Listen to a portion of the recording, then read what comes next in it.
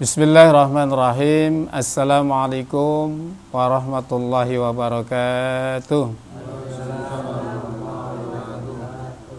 Alhamdulillahirabbil alamin wa bihi nasta'inu ala umurid dunya waddin. Wassalatu wassalamu ala asyrafil anbiya'i wal mursalin wa ala alihi wa sahbihi ajma'in, amma ba'd.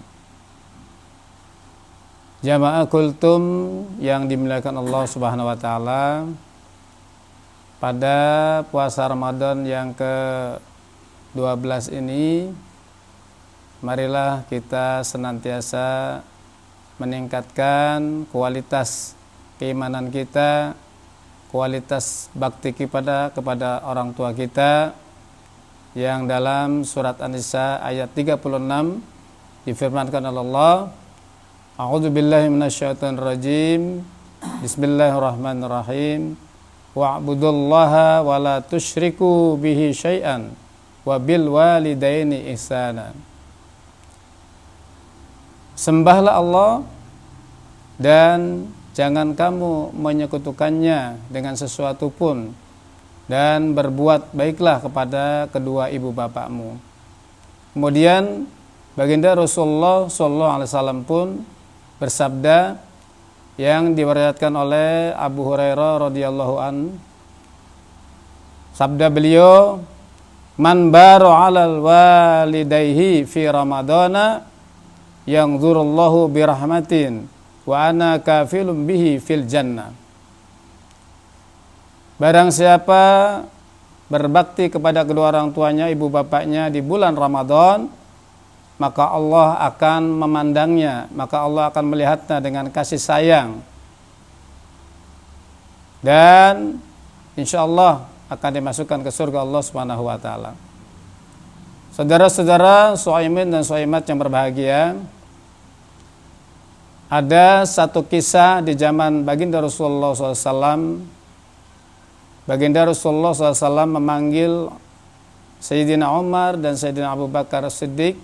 Kemudian beliau bersabda, wahai Umar dan Abu Bakar, jika engkau menemui seorang Yaman yang bernama Uwais Al-Qarni, maka sampaikanlah salam saya kepadanya.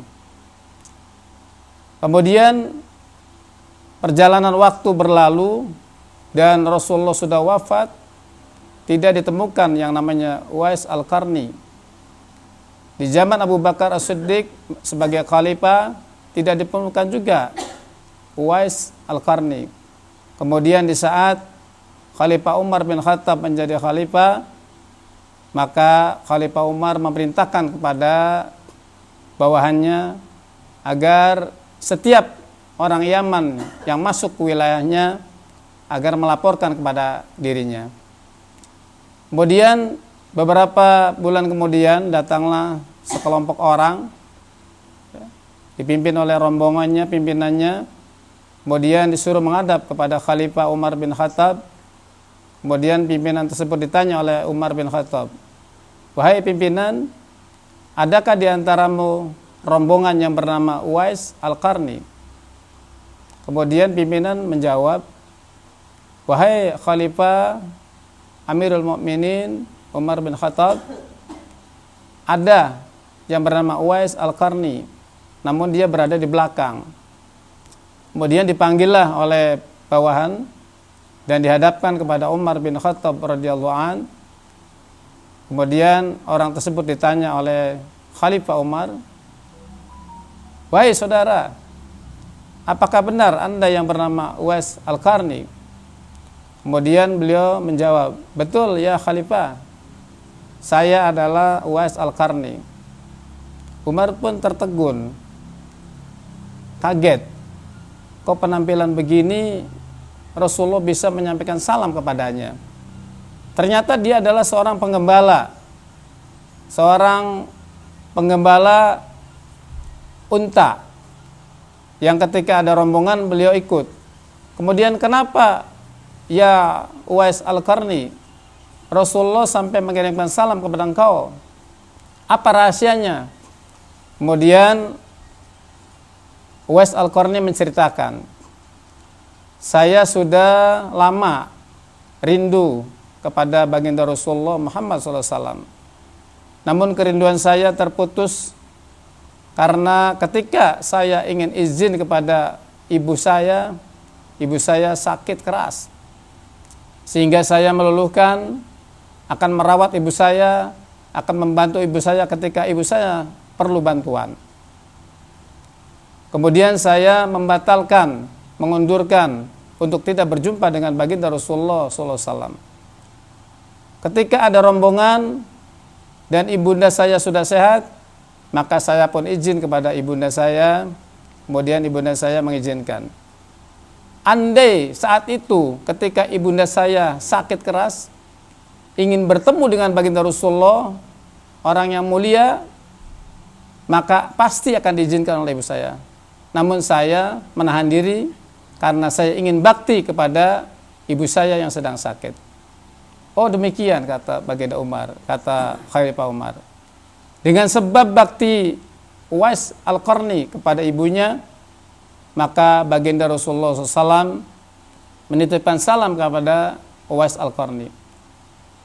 Ini artinya apa? Sebagai ibro, bahwa kita hidup di dunia haruslah berbakti kepada kedua orang tua kita.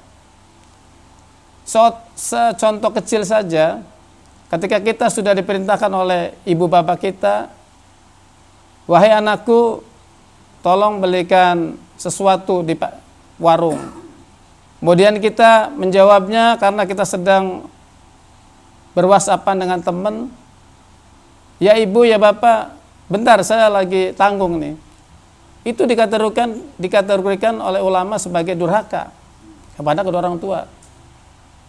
Apalagi kita ketika doa untuk kaum muslimin dan muslimat, orang tua kita, ayahanda kita, ibunda kita sudah wafat, kemudian ibunda kita, ayah kita ditinggalkan dalam doa, maka kata ulama itu sudah durhaka kepada kedua orang tua kita. Masya Allah. Jadi sebuah contoh yang kecil yang dicontohkan oleh Uwais Al-Qarni yang baginda Rasulullah menyampaikan salam kepadanya adalah hal-hal yang bermanfaat untuk kita laksanakan. Contoh lagi yang lain, di saat Abdullah bin Umar naik tahta, ya, kemudian ada seorang yang tawaf menggendong ibunya sampai katakanlah lehernya merah, lehernya agak tergurat-gurat karena tertekan oleh ibundanya yang tawaf, yang tidak bisa berjalan. Kemudian dia menghadap kepada Abdullah bin Umar, saat itu ada di Makkah.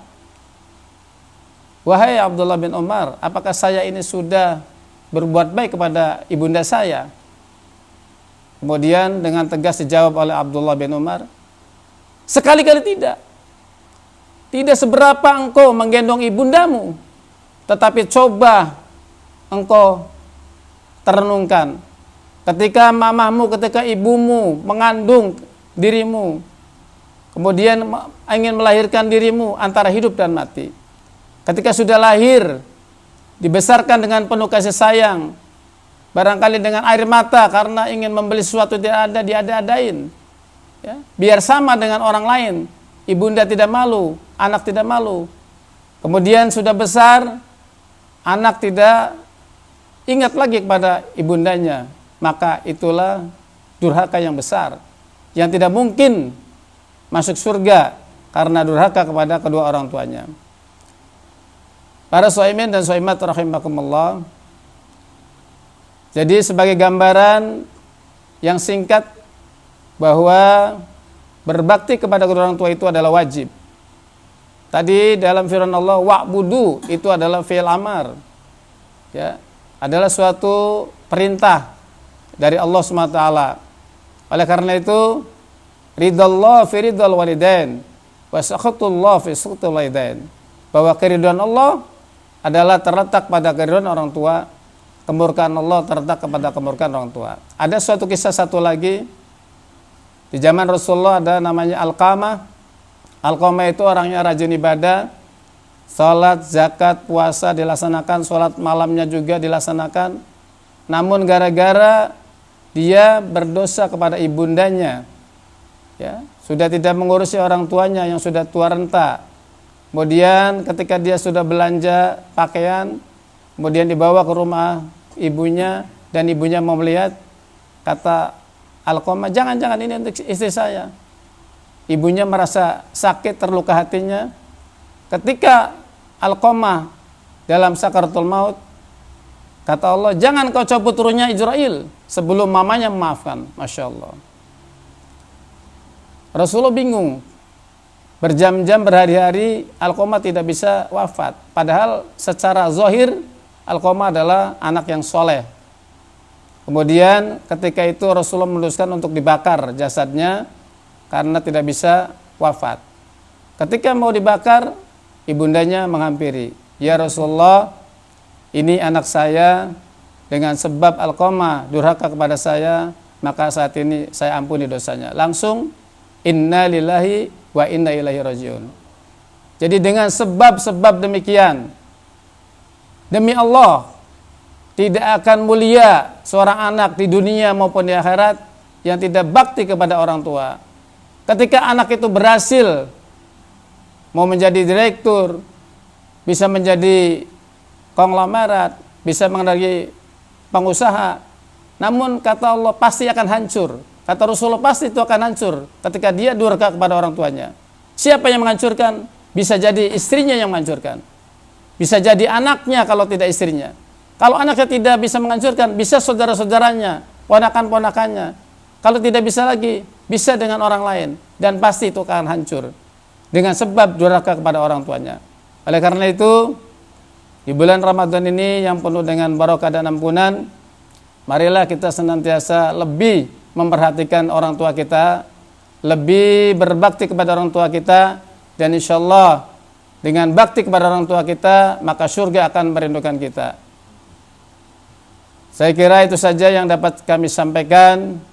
Billahi taufiq wal hidayah wal inayah. Wassalamualaikum warahmatullahi wabarakatuh.